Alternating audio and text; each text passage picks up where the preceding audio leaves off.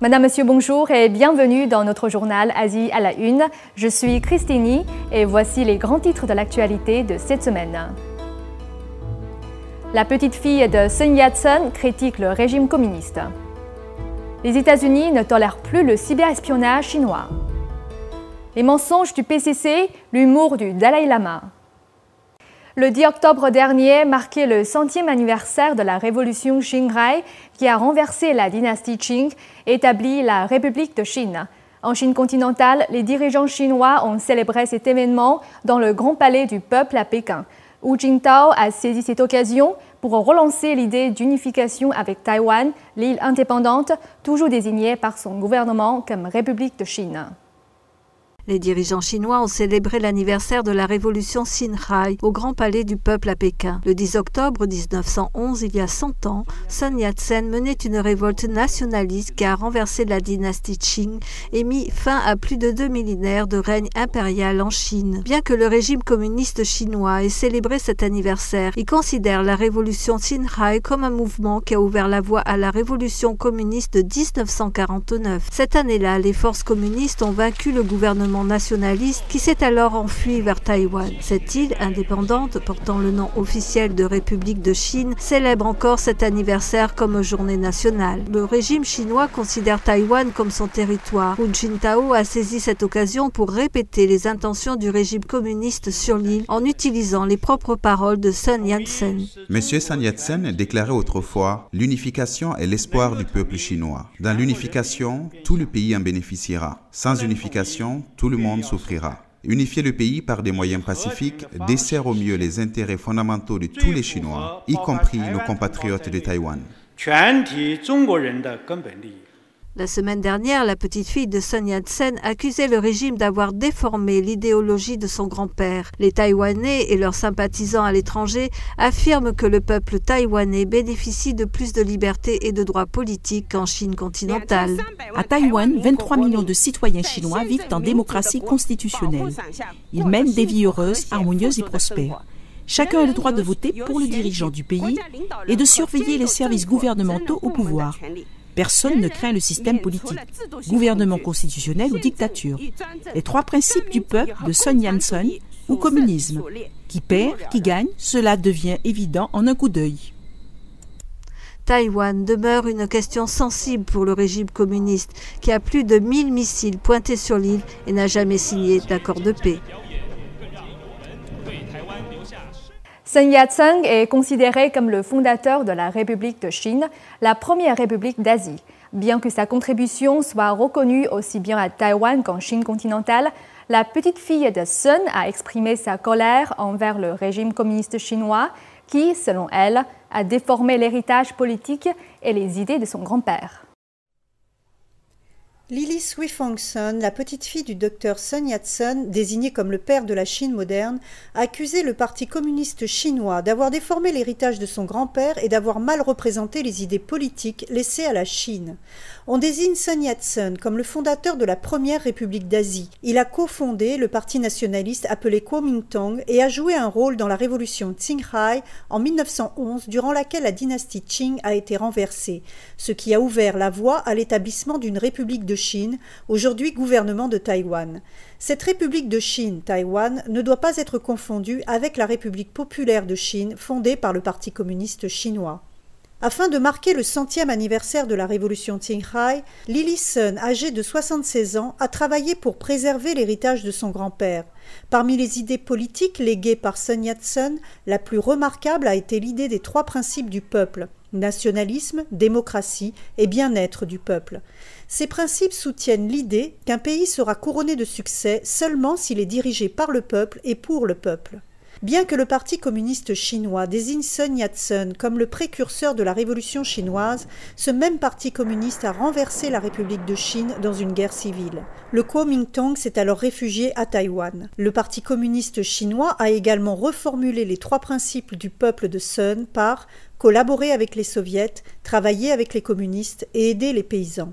L'historien Xin Haonian affirme que cette reformulation visait à légitimer le pouvoir communiste en Chine en désignant Sun Yat-sen comme le précurseur des révolutions communistes. Le PCC est-il vraiment le successeur de Sun Yat-sen? Le PCC a utilisé les théories marxistes contre les trois principes du peuple Sun. Il a utilisé la République populaire de Chine pour renverser la République de Chine, qui était la première république établie par Sun Yat-sen. Quel genre de successeur est-ce là? Aujourd'hui, le PCC ne devrait même pas oser faire face à Sun Yat-sen.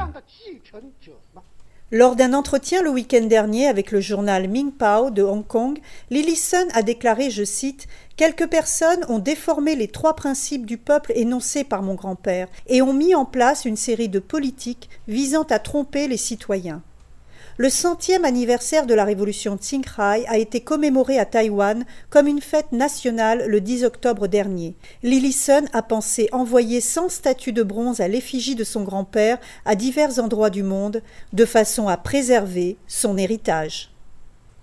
La semaine dernière, Albert Ho, le président du Parti démocratique de Hong Kong, a annoncé qu'il serait candidat au poste de chef de l'exécutif de Hong Kong.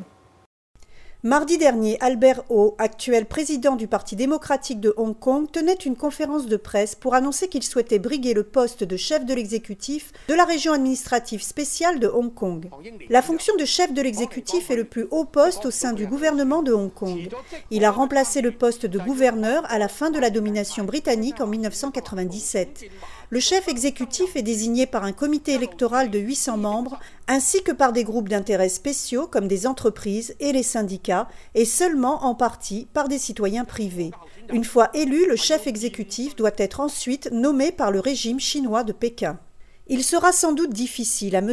Ho, ayant franchement et ouvertement critiqué les violations des droits de l'homme perpétrées par le régime communiste en Chine continentale, de gagner l'approbation du régime de Pékin. Ho affirme présenter sa candidature autant pour mettre les autres candidats en garde que pour remporter lui-même les élections. J'espère que ces candidats vont garder un sens de la réalité. Ils ne devraient pas seulement se concentrer sur les plus hauts dirigeants de Pékin ou les hommes d'affaires et les grands groupes financiers de Hong Kong, en rivalisant entre eux pour leur reconnaissance. Ma candidature est là pour assurer que tous les candidats se concentrent sur le peuple. Le mandat de l'actuel chef de l'exécutif Donald Tsang prendra fin le 30 juillet 2012. Ho affirme que s'il est élu, il fera tout pour instaurer le suffrage universel en 2020, maintenir la liberté et un état de droit et aider les groupes les plus démunis de la société. Que se passe-t-il lorsque des candidats indépendants se présentent aux élections dans un État dirigé par un parti unique et que de plus, ils dénoncent des élections truquées? Comme le montre le reportage suivant, il risque de subir la répression du Parti communiste au pouvoir, d'être arrêté et emprisonné. Voyons cela. Le Congrès national du peuple est en théorie l'organe d'État suprême en Chine. Mais, comme le décrit la BBC, en vérité, il sert juste à valider les décisions du Parti communiste. Alors, lorsque des candidats indépendants tentent d'enquêter sur des élections truquées et contrôlées par le Parti communiste, pour le Congrès national du peuple, c'est le début des ennuis. D'après un reportage de la radio Sound of Hope, la candidate indépendante Li Xirua et son avocat Wang Chen avaient prévu de se rendre dans les bureaux administratifs de la ville de Xinyu, dans la province du Jiangxi, afin d'enquêter sur des activités illégales lors des dernières élections. Ils devaient rencontrer des fonctionnaires le 29 septembre dernier, mais le même jour, les autorités locales ont kidnappé Li Xirua avant le rendez-vous. On ne sait toujours pas où elle se trouve. Plus tard, vers 22 h le même soir, l'avocat Wang Chen a eu une altercation avec les autorités. Un groupe de policiers armés est entré de force dans sa chambre d'hôtel. Il a été tabassé et emmené au commissariat du quartier. Il a été relâché le lendemain. Ce ne sont pas les seuls exemples. Beaucoup de candidats indépendants sont victimes de menaces ou de harcèlement des autorités. Avant que les 13 candidats indépendants ne se présentent aux élections pour le Congrès national du peuple, la plupart d'entre eux avaient déjà été détenus ou placés sous surveillance. C'est juste un début, juste une annonce publique, mais ils en font toute une montagne. Et cela va empirer à partir de maintenant. Mais je vais persister malgré tout. J'ai déjà commencé à révéler la vérité. Je ne vais pas abandonner comme ça. C'est mon droit et je ne le lâcherai pas. Je vais persister et persévérer. Toutes nos actions respectent les lois nationales. Ces gens qui détruisent les élections sont des voyous, pas des citoyens. Les citoyens obéissent aux lois et aux règlements. Ces voyous violent les lois. Au début du mois de septembre dernier, Li Xirua a déposé une plainte contre les autorités pour activité électorale illégale. L'heure et le lieu du vote n'avaient pas été annoncés publiquement et les électeurs n'ont pas pu assister au décompte des voix, ce qui laisse suspecter que ces élections aient été truquées. Le président d'un comité des renseignements au Congrès américain affirme que l'espionnage informatique de la Chine a atteint un niveau intolérable. Les tentatives d'espionnage économique inquiètent tout le pays, mais les entreprises américaines touchées par ces attaques n'osent pas en parler de peur de représailles de la Chine. Les intérêts économiques des États-Unis sont en danger, selon le président du comité des renseignements. Lors d'une audition au Congrès mardi 4 octobre dernier, Mike Rogers a accusé le régime chinois d'avoir mené des attaques informatiques de plus en plus poussées visant les intérêts commerciaux des États-Unis. L'espionnage économique chinois a atteint un niveau intolérable et je pense que les États-Unis, ainsi que nos alliés en Europe et en Asie, ont l'obligation de confronter Pékin et de demander l'arrêt de ces piratages. Le régime chinois a toujours déclaré que de telles accusations étaient sans fondement, mais que la Chine se trouve derrière ces attaques n'est plus un secret pour personne. Demandez à n'importe quel analyste du secteur privé. Il vous dira qu'il y a peu de doute pour que cette campagne massive soit conduite par le régime chinois. Rogers explique aussi que de nombreuses entreprises victimes de ces attaques n'osent pas en parler à la presse de peur de représailles. Après avoir connu des relations commerciales difficiles avec le régime chinois, Google a reconnu avoir été la cible de cyberattaques de pirates basés en Chine. Ces pirates auraient tenté d'accéder aux serveurs de l'entreprise ainsi qu'aux comptes de messagerie d'activistes chinois défenseurs des droits humains. Au cours d'une vidéoconférence avec l'archevêque sud-africain Desmond Tutu, le Dalai Lama a accusé le Parti communiste chinois de l'avoir empêché de se rendre en Afrique du Sud pour célébrer le 80e anniversaire de Desmond Tutu. Le leader spirituel a également dénoncé le régime chinois de mensonges et d'hypocrisie, tout cela avec beaucoup d'humour. Regardons. Samedi dernier, le Dalai Lama a durement critiqué le régime chinois qui a empêché son voyage en Afrique du Sud où il devait assister aux célébrations du 80e anniversaire de son ami l'archevêque Desmond Tutu, prix Nobel de la paix. Mais les deux amis ont pu se parler par vidéoconférence. Pourquoi le gouvernement chinois a-t-il peur de vous ? Le chef spirituel tibétain a répondu en plaisantant. Certains responsables chinois me décrivent comme un démon, donc immédiatement, certains ont peur du démon. La première fois que j'ai entendu ce genre de commentaires des responsables chinois, j'ai eu envie de rire. Donc immédiatement, j'ai répondu « Oui, j'ai des cornes ». Le Dalai Lama a ensuite expliqué que les autorités chinoises se sentaient menacées par son honnêteté. En réalité, un système communiste totalitaire, pas seulement communiste, mais dans beaucoup de systèmes totalitaires, l'hypocrisie, l'usage du mensonge, c'est malheureusement devenu une partie intégrante de leur vie.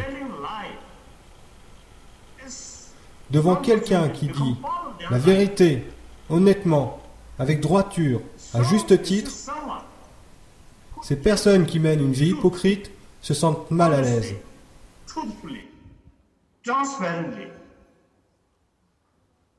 Those people who carry hypocritical way of life then feel uncomfortable.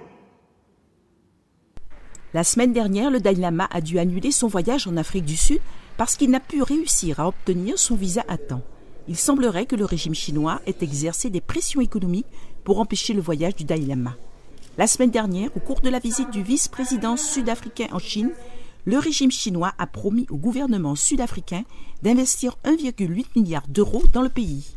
Desmond Tutu a qualifié l'attitude du gouvernement sud-africain, s'inclinant devant le régime chinois de disgrâce nationale, pire que l'apartheid de l'ancien gouvernement.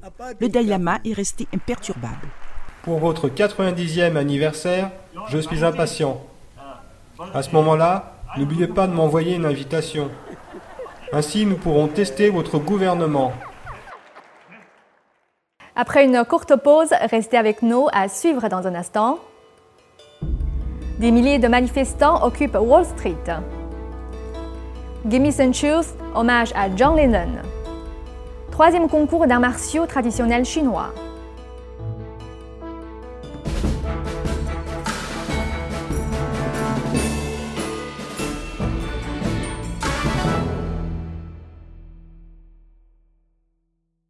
Nous nous rendons maintenant à New York, où le mouvement Occupons Wall Street a débuté il y a plusieurs semaines.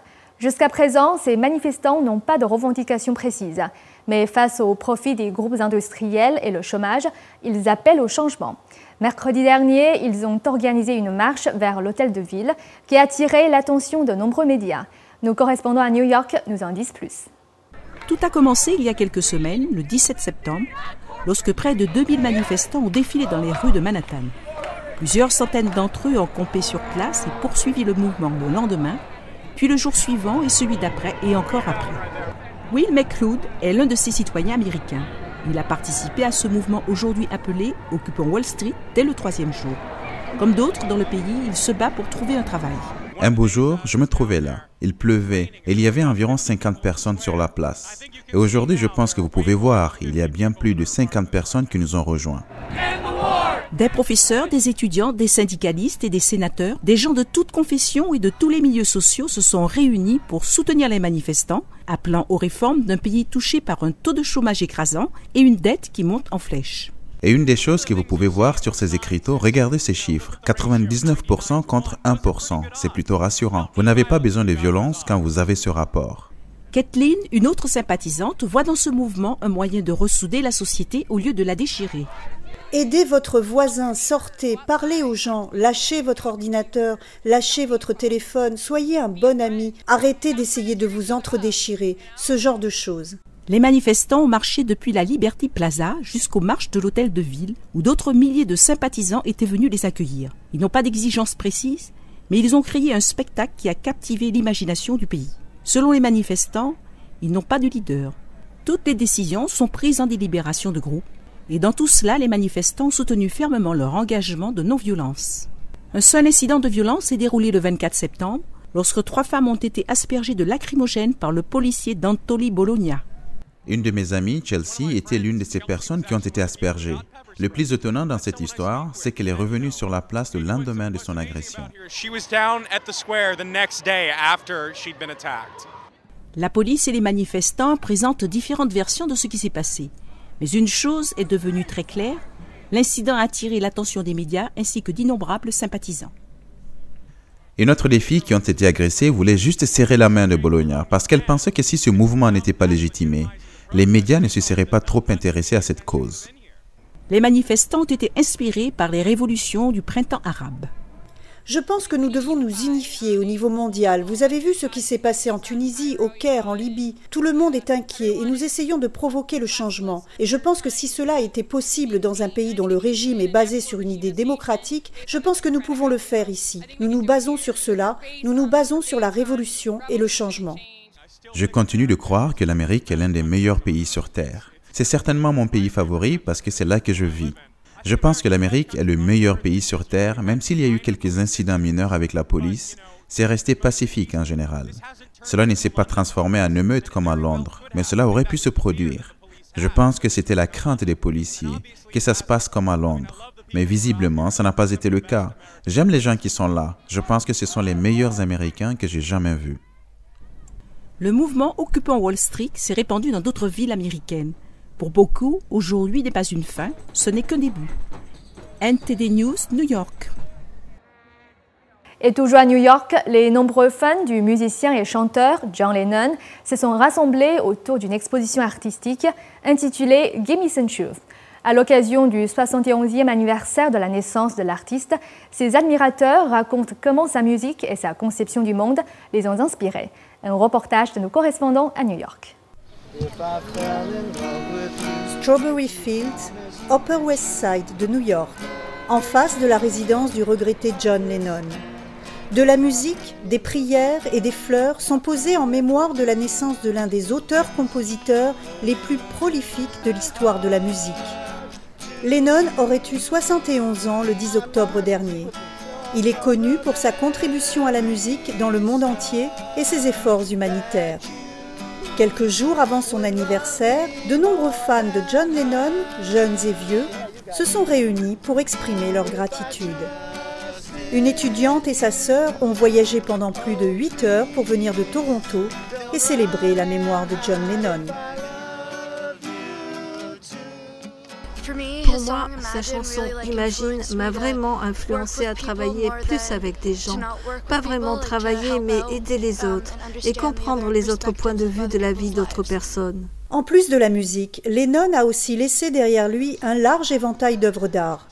Sous la direction de Yoko Ono, Gimme Some Truth représente le souhait de John de diffuser la paix intérieure et la compréhension dans le monde.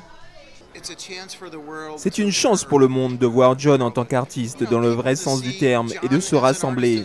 Il y a tous les âges, toutes les ethnies, toutes les origines sociales et économiques. Ils peuvent venir ici et coexister dans l'exposition, écouter la musique, regarder les œuvres d'art et imaginer la paix. C'est le but réel de cette mission. Cette exposition a été créée de façon à profiter aussi à la communauté en récoltant des fonds pour City Meals on Wheels, une organisation à but non lucratif qui donne à manger aux personnes âgées. Ces 2 dernières années, nous avons pu reverser des fonds aux banques alimentaires de la région et aux foyers de tout le pays. City Meals on the Wheels nourrit des personnes âgées confinées chez elles. Si vous donnez $2, cela permet de nourrir des gens pour $8. Des fans de John Lennon expliquent comment il les a inspirés. Il est la raison pour laquelle je suis devenu un fan de musique rock. Je peux parler de lui avec mon fils qui est guitariste et pour moi, ça veut vraiment dire quelque chose.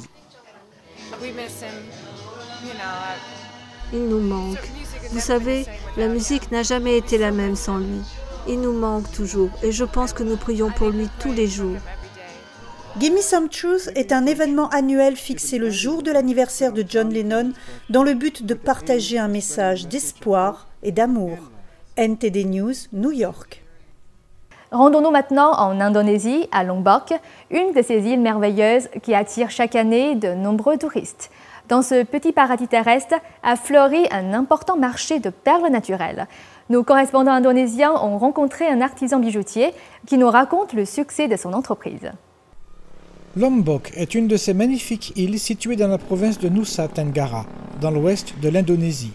Célèbre pour ses perles de haute qualité, de nombreux autochtones y ont créé des commerces de bijoux afin de vendre leur artisanat aux touristes. Mohamed Rozi a 26 ans. Il crée des bijoux en perles. Avec 4 membres de sa famille, il a monté son commerce de bijoux afin de satisfaire la demande du marché. La production dépend du marché. Pendant la haute saison, nous prévoyons plus de personnel, 5 à 6 personnes. Nous pouvons produire entre 10 et 30 articles par jour. Mohamed a pu payer lui-même ses frais de scolarité grâce aux revenus générés par ses bijoux en perles. Sa matière première provient principalement de Lombok, mais il en achète aussi des régions d'Ambon et de Bima. Ses bijoux en perles incluent des bagues, des colliers, des boucles d'oreilles et des bracelets. Chaque bijou est fabriqué soit avec des perles d'eau douce ou des perles d'eau salée, leur prix allant de 3 à 750 €. Les perles d'eau douce sont habituellement meilleur marché que les perles d'eau salée. Le festival de perles Sumbawa de Lombok a été lancé l'an dernier par le gouvernement régional afin de stimuler l'économie de Lombok.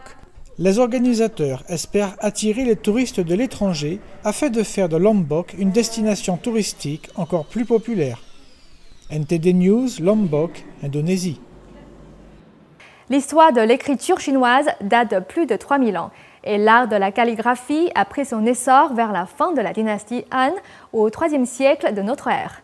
Cet art était pratiqué par les lettrés pour qui la calligraphie était un moyen d'expression et un accomplissement de soi. Notre correspondante à Nice a rencontré Madame Chen, professeure de calligraphie. Madame Chen est un professeur de calligraphie à Nice. Dès l'âge de 9 ans, elle s'initie à cet art en compagnie de sa mère. Passionnée, elle continue ses recherches sur cette discipline qui obéit à des règles précises. Le matériel d'un calligraphe s'appelle les 4 trésors du cabinet du lettré. Il s'agit du papier, des pinceaux, de l'encre et de la pierre à broyer l'encre. Pour fabriquer l'encre, on dilue des bâtonnets d'encre avec de l'eau. Certains bâtonnets peuvent être parfumés avec des essences. De nos jours, on trouve l'encre de Chine liquide qui a remplacé les bâtonnets. Voilà, c'est le bâton de l'encre. On met de l'eau dans le creux ou l'encrier. Après, on met de l'eau. Au fur et à mesure, on fabrique une autre encre. Le choix des pinceaux est important. Les plus utilisés sont le pinceau en poil de loup, beaucoup plus résistant, plus ferme, et celui en poil de chèvre. La position du pinceau est fondamentale pour effectuer la calligraphie. On ne peut pas tenir un pinceau comme on tient un stylo, donc c'est l'équilibre, 2 pouces. Voilà, le pouce ici avec 2 doigts, donc le majeur et l'annuaire, hein, ici là, et 2 autres doigts qui vont aller à l'encontre, ça fait un contrepoids. C'est comparable à une pratique d'un art martial. Donc la force de poignet, le tracé de traits, au fur et à mesure, on arrive à maîtriser, hein, voilà, tout un travail de l'entraînement. Le papier de riz s'appelle également chenche. L'écorce de santal et la paille de riz constituent les matières premières du papier. Le chenchuan, plus absorbant, est utilisé pour la calligraphie. L'écriture se réalise de la droite vers la gauche et du haut vers le bas. Maintenant, des personnes peuvent également écrire à l'européenne, de gauche à droite et à l'horizontale.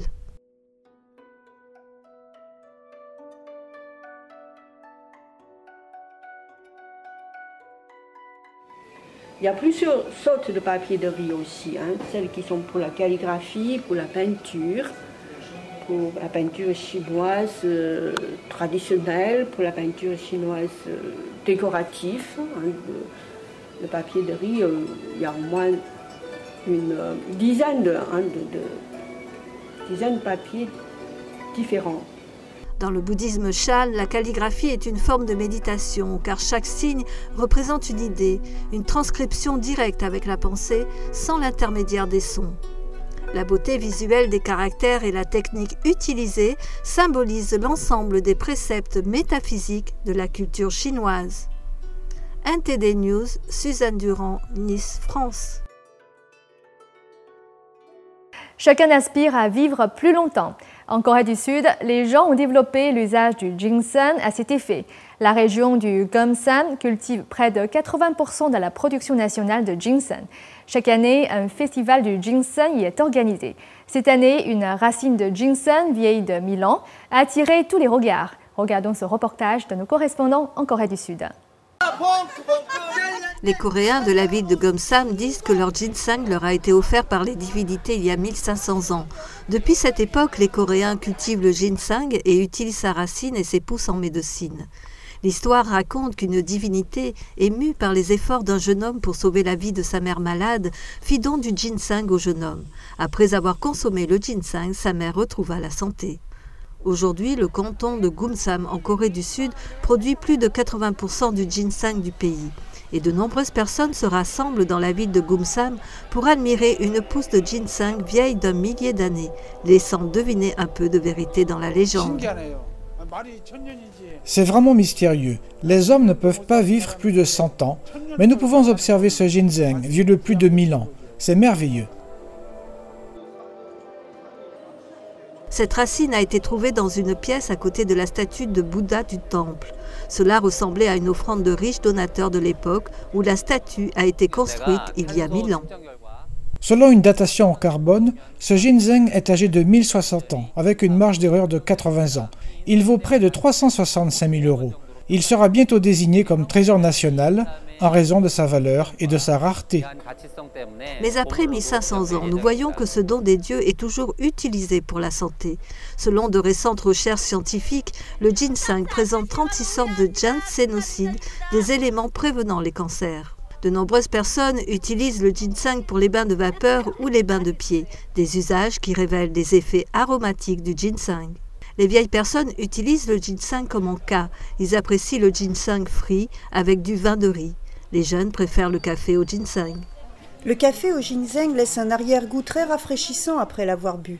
Les adolescents et les enfants préfèrent le ginseng en pilule et sont habitués à l'amertume caractérisée du ginseng. En retour de leur foi, les divinités ont offert le ginseng aux hommes.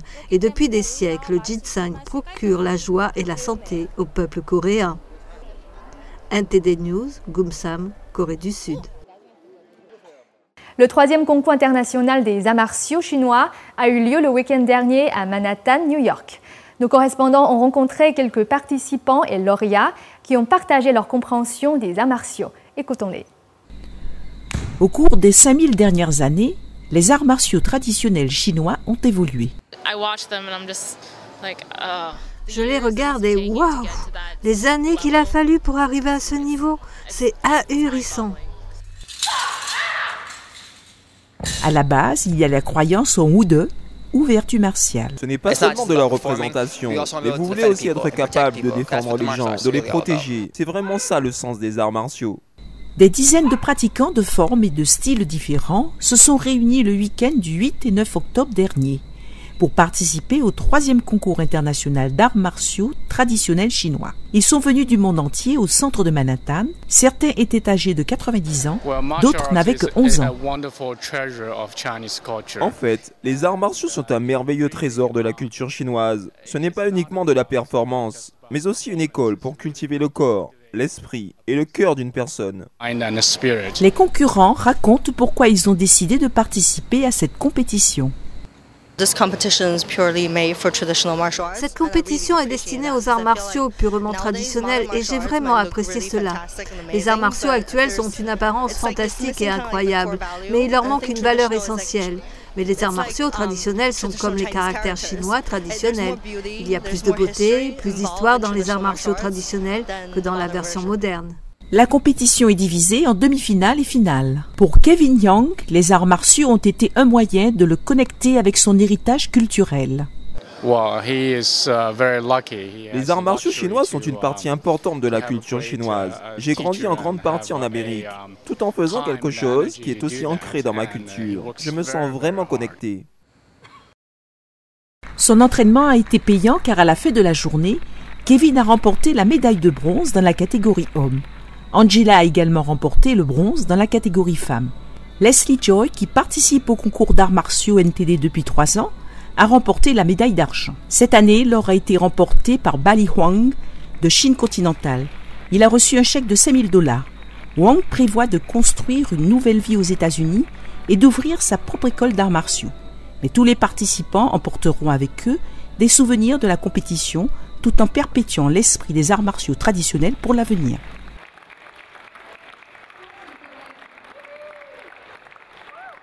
NTD News, New York.